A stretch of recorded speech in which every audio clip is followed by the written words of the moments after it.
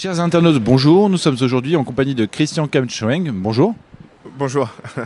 Alors, tu habites aujourd'hui à la City, si je ne me trompe pas? Oui, en fait, là, je viens de rentrer en France depuis quelques mois. Je suis venu pour lancer quelques projets, des startups avec des impacts sociaux et sociétals. Ouais.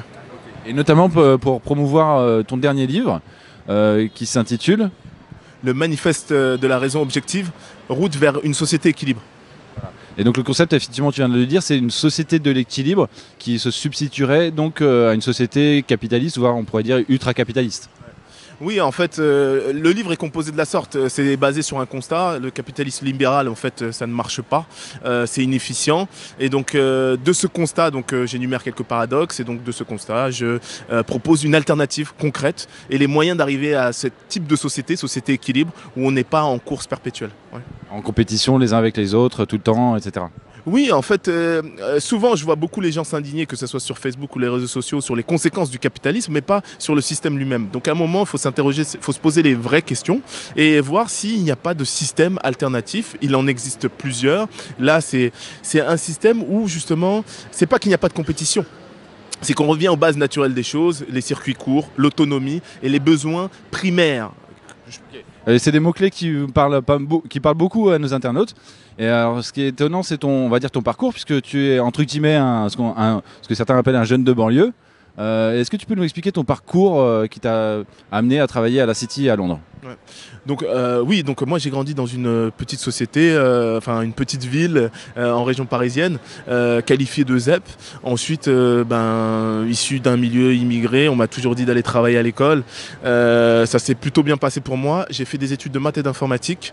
Ensuite, je me suis orienté vers la probabilité, donc j'ai fait un DEA de probabilité finance.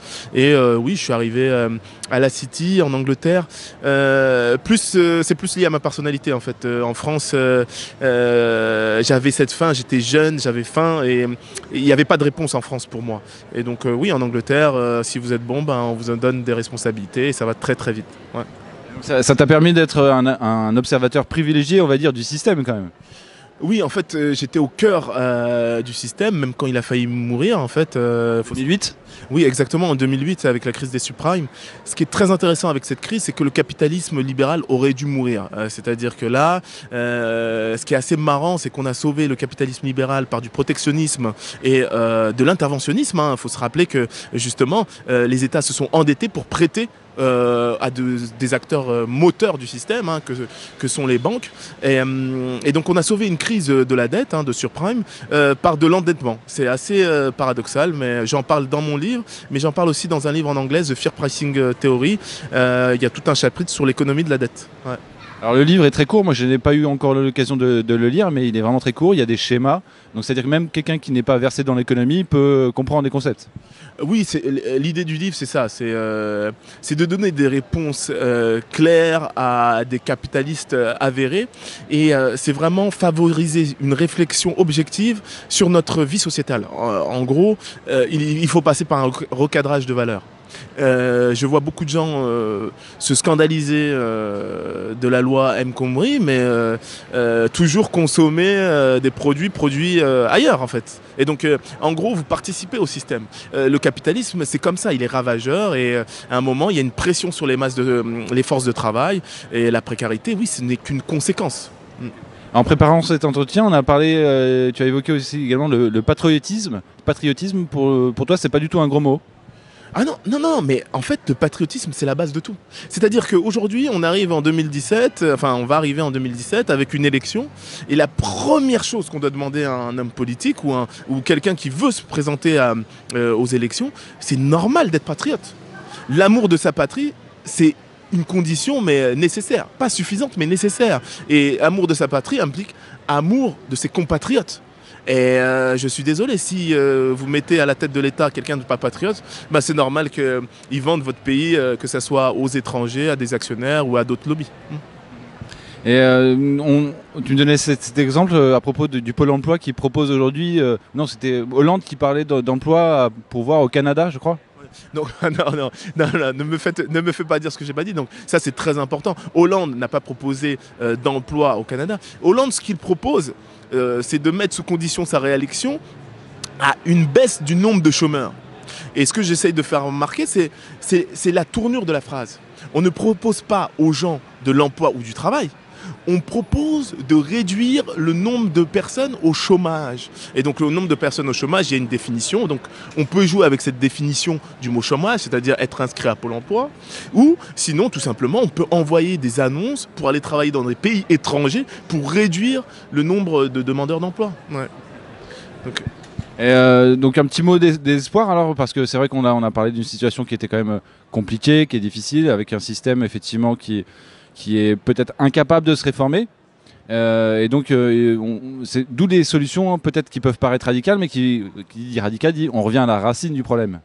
Oui, en fait, quand on parle de racine, il faut aussi noter la notion de naturel, d'origine. Bah, c'est assez marrant parce que, en fait, oui, on se complique la vie. C'est-à-dire que on peut se baser on peut baser une société sur des choses vraiment très simples. Les besoins primaires. Alors quels sont les besoins primaires? Je les ai mentionnés, mais on a parlé de quoi? D'éducation, de santé, d'alimentation et aussi de logement.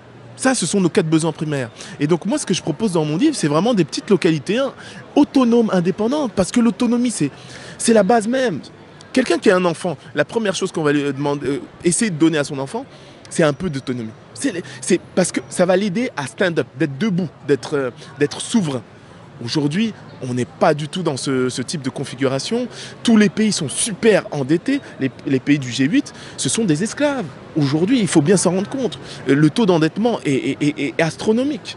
Et donc, des petites localités autonomes par rapport à ses besoins primaires. L'individu ensuite de cette localité doit aussi apporter sa contribution à cette dernière.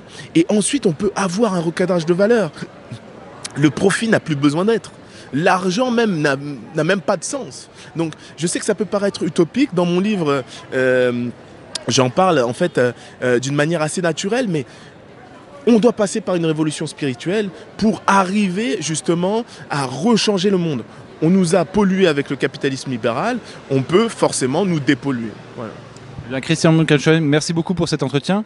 Est-ce que tu peux nous rappeler le nom du livre et de l'éditeur ? Oui, bien sûr. Donc, c'est le manifeste de la raison objective. C'est TK Édition. Ça peut se retrouver sur Amazon ou dans des petites librairies. Allez sur mon site web christiankamschwenk.fr et je serai ravi de discuter avec vous, même sur les réseaux sociaux. Il n'y a pas de problème. Ben, merci beaucoup. De rien. De rien.